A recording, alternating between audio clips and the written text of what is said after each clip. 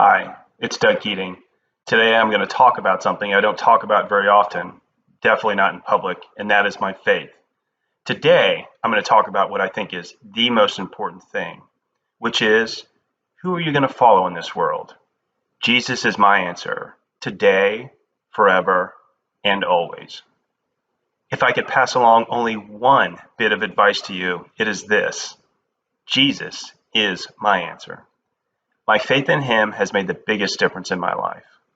I've experienced many victories and good times during my lifetime, but none of them compare to the joy that Jesus brought into my life. I'm so glad that I chose to follow him. Unlike many members of our family, I did not grow up in church. I didn't start following Jesus until later in life. I made the decision to follow him in my 20s. It is by far the best decision I've made. Oh, sure, I looked into other religions, philosophies, and worldview models. Many of them are helpful and contain nuggets of truth, but they don't really answer the big questions of life sufficiently. They don't provide the answers to life like following Jesus. I firmly believe he is who he claimed to be. He rose from the dead. He sits at the right hand of God, watching over me and you and watching over everybody. My prayer is that you too will decide to follow Jesus. Make him Lord of your life. I don't want to come across as some religious fanatic. I'm not.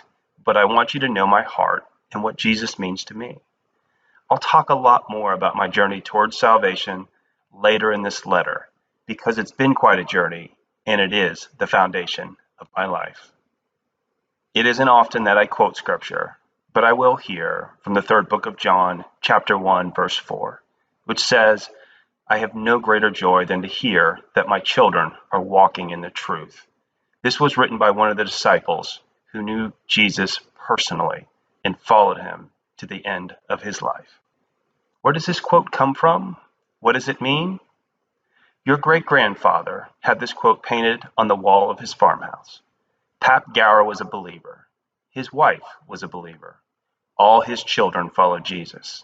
He set a great example of how to be a strong Christian man, not just a nice guy. I hope to follow in his footsteps. Nothing would make me happier than if you both decide to follow Jesus all the days of your life. I chose the picture which comes from Gavin's baptism. I've personally witnessed both of you be baptized, which is an important first step towards following Jesus.